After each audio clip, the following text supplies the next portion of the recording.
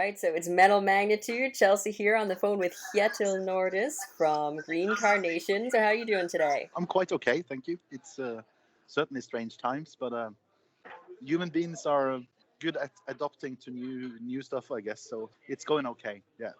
Definitely, yeah. It's a time to adapt and work our way around things. And of course, Green Carnation has this awesome new album, Leaves of Yesteryear, and it's definitely crazy times in the world to be releasing it. But I feel like you guys have been kind of finding ways to work around it. I mean, you've been having those listening parties online. You're going to be live streaming an album release concert. So, what has it been like for you guys as a band, kind of working out having the release during this time? Yeah, it was like we had a discussion with our label if is this like strange situation we're in the world, is that going to ruin our entire launch? It is our first album in 14 years, so we didn't really want to have anything ruin it, but we decided to go for it. We were halfway through the promotion process, and I do think we've received a lot of attention. It's impossible to say how it would have been if it wasn't for the corona, but I think it's a really successful launch, and maybe people have more time for music. I don't know, but it's been a really nice thing in this strange period, to be honest with you. Definitely a lot of fans are feeling like that too. They're excited to see something coming out from Green Carnation since it has been a while since the last album. So I'm curious what brought you all together for this now. Yeah, we split up in 2006, and I think if you would have asked us the next few years after that, I don't think we believed we were going to come back together. But we started talking about it in 2012, 13, and we got a really special concert offer in 2014 because we released a DVD in 2006 called Under the Dam, which was a acoustic concert on top of the Norwegian mountains. And that was under a dam, like a proper dam. And we were the first ones who did that concert, and they asked us if we wanted to be the last ones who did a concert there because they were going to demolish the dam. So that was a good enough excuse for us to come back in 2014 for one gig, and we decided in advance to see how it felt to play together again, and if it was a good feeling, then maybe we should do something more. And it was a good feeling to play together again, and we received a lot of attention from our fans around the world on that one, and there was people coming there from Australia and from the US and everything to go to that one gig in the Norwegian mountains. And so yeah, it was a great experience for us. And then the Light of Day, Day of Darkness anniversary came up in 2016, and we decided already 2014 then to let's go for that because that's a perfect time to get back together. We can do concerts playing Light of Day, Day of Darkness, which is arguably our breakthrough album, and from then on it's just gone forward. The agreement in the band before 2016 was also to see how it was to do this together. If it was a good thing for us, we were going, like, after the 2016 we were going to decide if we were going to do anything else together, and it was an amazing year for us, 2016. So we started immediately planning for the future, and the first thing we planned was released one week ago today. So that's a nice thing. I love the fact that it was a unique kind of once in a lifetime gig that actually ended up getting you guys back together and back on track. That's awesome. Yeah, it's a nice story actually, but it's all about because you don't want to play in a band if it doesn't feel right, and we broke up for certain reasons and stuff, but then again, nothing really bad anyway. But yeah, let's do this first thing and then see how it is, and if everybody wants to do something more, let's do more. If we don't, let's skip it. But it's been really positive for us since 2014, and yeah, I'm really happy about that, not least today. You definitely did do something. You got Leaves of Yesteryear. It's an amazing album, and it's a very diverse album. I think you guys kind of took that original idea of progressive metal very seriously because listening to this album, I feel it's very expansive. It's epic and broad at some points, but more mellow and gentle at others, and it just feels like a great exploration of Green Carnation as a band, especially kind of making an album comeback. Yeah, it is. It is a part of the Green Carnation personality is to not care too much about genres and stuff, and just do our thing. And what we wanted to do with this album was to, I don't know if it's because of our age or something, but we talked a lot more about what we wanted to do ahead of this new album than we normally would do in our first period, because then it was more like following the gut feeling and the instincts all the time, which was really interesting at that time. But this time around, we needed, because it was so many years since the last album, we needed to know what we wanted to do this time around. So we were discussing, and we've been working also with our live set in this same matter. And it's about like what makes Green Carnation a unique band. On our first 5 albums, we did so many different things, and but still on all the albums you feel like, oh, here, this is typical Green Carnation, and we wanted to use those things, the things that makes us like unique as a band, and work on that, and also work on that with a 10 or 15 year difference between like time difference between when we did it and we were going to do it again. So we tried to find the essence of Green Carnation from the first period, combined with 10 or 15 years more life experience and experience as musicians, and we had to wrap it in like in a 2020 way, if you know what I mean. Absolutely. So digging a little more into the actual making of the album, from the vocalist perspective, Kjetil, what do you feel like you brought to this album personally?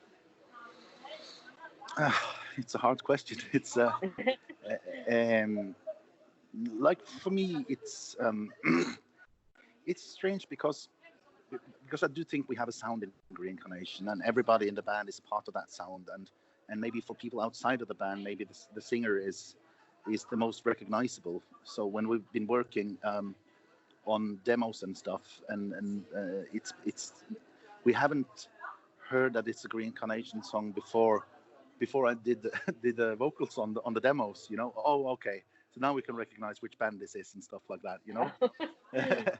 So yeah, it's but also for me, it's I've been working with the last 14 years with many other bands, and have been to the studio a lot, and been challenging myself as a singer to develop and to give myself new challenges as a singer. And I think maybe you can hear some of the results from that in our new album, because every musician is gonna develop, from the early years, and now we're kind of grown-ups, I guess. And I'm really fond of that thought that with music and everything else in the life, you become wiser, and you become more confident maybe on what you're doing and stuff. And I think you can maybe hear that on the album, and that's not only with me, but all the guys in the band. So digging a little more into the actual making of the album, from the vocalist perspective, what do you feel like you brought to this album personally? It's a hard question. It's like for me, it's strange because I do think we have a sound in Green Carnation, and everybody in the band is part of that sound, and maybe for people outside of the band, maybe the singer is the most recognizable. So when we've been working on demos and stuff, and it's we haven't heard that it's a Green Carnation song before I did the vocals on the demos. Oh, okay, so now we can recognize which band this is and stuff like that. So yeah, it's but also for me, it's I've been working with the last 14 years with many other bands, and have been to the studio a lot, and been challenging myself as a singer to develop and to give myself new challenges as a singer. And I think maybe you can hear some of the results from that in our new album, because every musician is gonna develop, from the early years, and now we're kind of grown-ups, I guess. And I'm really fond of that thought that with music and everything else in the life, you become wiser, and you become more confident maybe on what you're doing and stuff. And I think you can maybe hear that on the album, and that's not only with me, but all the guys in the band. Absolutely. And that is a great thing for a musician to be able to look at, some work that you've just made and looking back on maybe the older or classic work and realizing that you've had that growth. You've had other things in between. You maybe challenged yourself, had some other Yeah, challenges, and kind of realize, okay, I have grown and this is who I am now kind of yeah, perspective. yeah. And like you're looking forward to your 50 and 60 years old because of that, because that's not going to stop, I think. And I don't think the desire for doing music is going to stop in the next few years either. So it's actually a nice thing. That's perfect. So from Leaves of Yesteryear, also, and just digging a little bit into the making of it, are there any specific lyrics or anything that stands out to you as the vocalist with a special meaning to you? I think the thing that stands out for me on this album when it comes to the lyrics is that we managed to make an album that belong like all the songs belong together. Um, and many people have asked me, for example, of solitude. Why is solitude on the album? And that's because the album needed solitude. Solitude was a song that had been in the band for a couple of years. Actually, we had already made a version of it, which we developed for the recording. And I think basically that everything is connected to each other. Even our cover song by ourselves, the centerpiece on the album, is connected so well to all the other things. We are talking about some big questions, as always. With being like loneliness is a theme through the album, and also, which is strange to say in this period of Corona, the other lyrical theme on the album is like the fear of having something from the outside coming into your life to take over control. And right now we're in that situation, so that's a bit of a special one. Um, but it could also be politics. It could also be regular disease and stuff. But these are the two main themes lyrically on the album, and I think that's what I'm most happy about, is that we managed to make an album that everything is connected. And if you listen to the album from the first to the last song, you will hear that they all belong together, lyrically and musically. Wow, that's very profound that is the overall meaning behind the album because what timing for that, what timing for this Yeah, to come about it into is the strange. world. That's also why there's why exactly these 5 songs are on the album. We had like 4 or 5 or 6 more new songs that could have been on the album, but this album needed exactly these 5 songs, and that's why they're there. Because we wanted this time the album to decide what the album was going to be like. Not like okay, we made a new song, so that has to be on the album because it's new. That wasn't good enough for us this time, because we needed the exact right songs to be on the album. And I think, to be honest with you, that's the fact that I'm most happy about with the entire album. That's great, and I'm sure that's a great feeling to know that you connected all the right dots and you feel good about it. But that makes sense what you said. Not only just having a new song and okay, we're just gonna throw this on here because you did revisit your origins in a way. You re-recorded a track from Yeah, the debut album, My Dark Reflections of Life and Death, and yeah. so I understand you're saying everything needed to be where it was. But what was it about that specific track that you felt you wanted to bring back? How did you feel it connected with the rest? Yeah, I think maybe My Dark Reflections of Life and Death is probably the most important song in Green Carnation's career.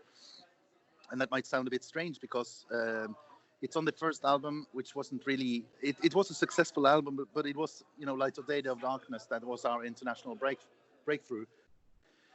But the Light of Day, Day of Darkness would never happen without My Dark Reflections of Life and Death, because it's built on. Light of Day, Day of Darkness is like an exploration of that song.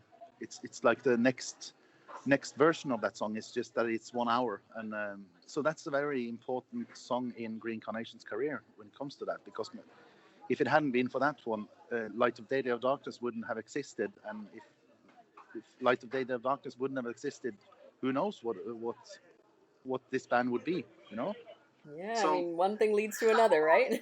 one thing leads to another, and that's one of the reasons why it's on there, because we wanted to by with this album knit together an entire Green Carnation career, and there is also an album before all of us started in the band, because George changed the entire lineup from the first to the second album, to Light of Day, Day of Darkness.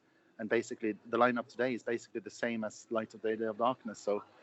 So in order to bring every album into Green Carnations, into our history in a way, we decided to do that one because it's as I said, an important song for the band. It ties everything together, and that's really cool. Kind of, yeah. Yeah. You also had a mini documentary about the making of Leaves of Yesteryear, and I think that was great for fans, definitely, because I can tell everyone's excited to see you guys getting back in action. But you basically had cameras following you around for a lot of the recording process, so how was that? Yeah, well, it feels a bit, it was okay, and we know the guy. He also made Last Day of Darkness documentary about it, so we know him well, and then we know what he's gonna do with it. No, we just thought that it's strange with Green Carnation because we're a band and our fans are so appreciative about whatever, and we haven't really given them this kind of thing before because 12 years or 15 years ago, I don't know if there was any YouTube. There was certainly not Facebook and stuff. So Green Carnation was much more like a hidden band, and we could do interviews in magazines and stuff, and maybe some websites and stuff. But to be able to share some of the inner life of the band with our fans, I know they appreciate that. So that's important for us. So that's why we did it. Like you said, the development of Facebook and YouTube, that kind of, helps to bring a face to the band and connecting them with the fans. And especially during this time, you're taking that even further. You had the live chat during your album release party. Now you're going to be live streaming a concert on the 23rd of May, actually. So is that going to be like an empty venue show, a living room show? How are you guys doing that? It's going to be an empty venue show, although Norway has basically opened up for 50 people, but I don't think we're going to do that. We are going to do it with an empty hall, a big hall, so that's going to be strange. But we were one of the first bands, I think, that announced that we're going to postpone the physical concert and do it as a live stream instead. And in the meantime, all the other bands in the world have done live streams, of course. And but we are planning it to be something special. We are selling tickets for it in advance, which is kind of unusual, I think. But we want the people that are really into Green Carnation to get something extra for like $5 or something. So we're going to kind of make a TV broadcast with interviews with the band members and interview with the local promoter. And we have a world premiere on Sentinels, like a lyric video made by Costin Chirano. And we are going to show the making of all the episodes in a row. So we're going to have a 3-hour TV broadcast with obviously the concert as the most important thing. Yeah, I think that's going to be really nice. And that's also why we're going to do this stream. So maybe we should also do this album presentation stream. And that was amazing feedback on that. So people seem to like, us being open about stuff. So we're going to do that. That's awesome. I like that idea. It takes it from, the live streaming thing that everyone is doing right now and, trying their best to get through not having, live shows. But that's just kind of taking it to the next level by giving them a full-scale production and behind the scenes and everything. I like that idea. Yeah, Green Carnation is a bit of a more is more band. So when we do something, we do it a little bit more than you would expect. And I think that's also a part of Green Carnation's, identity. So it's natural for us to think that way when it comes to the live stream as well. Yeah, we are going to do like a full live production of it. It's going to be on a big venue with lots of lights and everything. And yeah, just kind of putting it on hold in terms of the real live gatherings for now and still giving it your all while you're just there by yourselves pretty much. Yeah. But I don't know how it's a 1 hour plus show, so it's probably gonna be used to it at the end of the show. But to be able to stand there as a singer and give your inner feelings to nobody is gonna be a strange thing. Normally there would be people there for me to look in the eyes and see the reactions and stuff, and nothing is gonna be there except for a camera or 10. So that's gonna be a strange one. Definitely. Well, I guess you'll see the feedback later in terms of the audience. You'll get the response after you've already done it. So. Yeah. No, I think it's gonna go well, but it's a different challenge, but it's an okay challenge, I guess. No, definitely. It's you guys are doing your best to put out there what you need to put out there even during this time. Yeah, yeah, yeah. Now, outside of Green Carnation, you of course are in Tristania, and you had a break from that band for a while as well. But you guys actually made a comeback on the 70,000 tons of metal cruise last year. So how was that experience? Can you talk about that a bit? It's been good. We haven't really been on a break either, but that's maybe just a little bit clumsy of us because in Tristania, like 6 years ago or 5 years ago, we were a band with the average age of 40 years old and no kids in the band. But during the last 5 or 6 years, it's been like a baby boom in the band. Uh, so there's like 5 or 6 or 7 kids in the band right now, and that just happens, along the way. So we hadn't planned to have this break, but it's been, a really natural thing for us to have this break because people have had more important things in their lives than playing in a band for Tristania. But yeah, so we've done like one show every year with Tristania the last few years. We have a Latin American tour for 3 weeks now in September, but that's not going to happen probably. So that might be March next year. So we haven't quit and we haven't really had an official break, but it's just life that sometimes has to be the first priority. Of course, yeah, it's understandable. Things come up, and those are very Yeah, big, important, special things to come up. But I mean, absolutely, five, absolutely. six, 7 kids in the band, you could make a mini Tristania at that point. I don't know, man. Maybe, yeah, maybe that would be a good idea. Right, live stream them.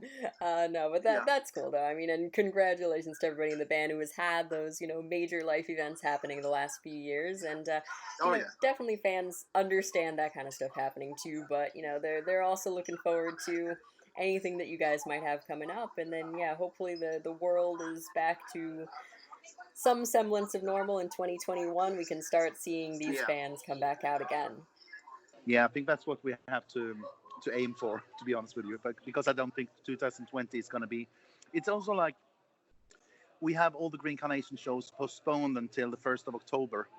But then I see on myself, and normally I would have had tickets for 5 or 10 gigs from now until December, normally in different cities in Norway to see bands and stuff. But right now I have none, and even though the concerts in October would be physically possible to do, there's also a problem with, you know are people going to buy tickets for the concert? That's a big problem for the bands, but not least for the promoters. So yeah, I don't think we're going to get anywhere near normal before 2021 anyway. Yeah, you mentioned before that Norway has actually opened to be able to have gatherings of 50 people. That's a little more progression than a lot of the US is doing right now. So I mean, what Oh is yeah. the status of things right now in Norway? You are able to have at least small gatherings at this point? Yeah, we were early closing down, earlier than the US and earlier than Latin America, and a little bit later than Italy. We were like just a few days after Italy. So we kind of closed down in time for us to get control over the situation. There are still people being infected in Norway, but it's not out of control like it was, and like I think it might still be in many countries, especially the US and Latin America.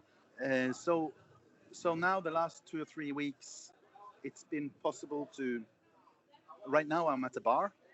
We need to stay on 1 meter's distance, and there cannot be more than 50 people in the bar.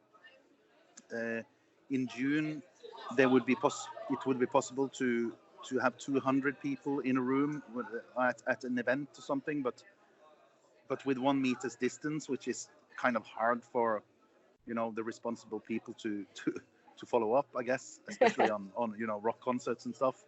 Definitely. Um, but like for cinemas and stuff, they can open the big halls and have every second row, for example, and every second seat, and that would be okay.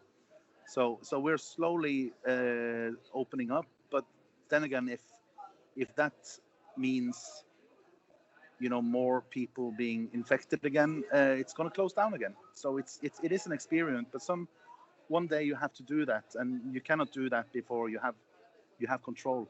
This is interesting to hear, definitely, because I feel like, for us in the US, this might be a look into probably what our future steps are going to be, opening up small chunks at a time kind of thing. But yeah, I mean, all we can all do is keep our hopes up that everything is going to go smoothly. We'll all open up one by one, and eventually we'll all get together at a concert again. Mm-hmm. It is going to happen again, and I think people want that, people need that, but I still think that this is going to change the world somehow on a long term as well, hopefully in a good way. Hopefully we can only get the good stuff out of this and move forward. But in the meantime, we have a really cool album from Green Carnation to keep us company. Leaves of Yesteryear is a really awesome album, so congratulations to you guys on producing a cool work of art and work of music. Yeah. We worked with Niklas Sundin. Well, he did The Light of Day of Darkness even almost 20 years ago. So he knows the band, and we thought that he would, we're a fan of his art, of course, and we thought that he was gonna understand what we wanted with this album, because we're in the same place. We've followed each other for 20 years, and he knows the band so well. And when talking to him about this, I just trusted him 100% that he was gonna get what we wanted with the album and be able to give it another dimension, which I really think he did. I'm glad you guys are feeling good about it. I think fans are feeling good about it too. So I'm very grateful for you to take the time to speak with me today. Why don't we close things off with just a message to the fans that are so excited to have you guys back? Thank you very much. We're absolutely over the moon to be back, and with the feedback we have got on the album, it's just amazing. So I just want to thank everybody for welcoming us back. Awesome. Well, thank you so much for taking the time to talk to me today. I'll let you get back to enjoying your time at the bar, and you have a great rest of your day. Okay, Kjetil? Nice to speak to you. Cheers. Bye-bye.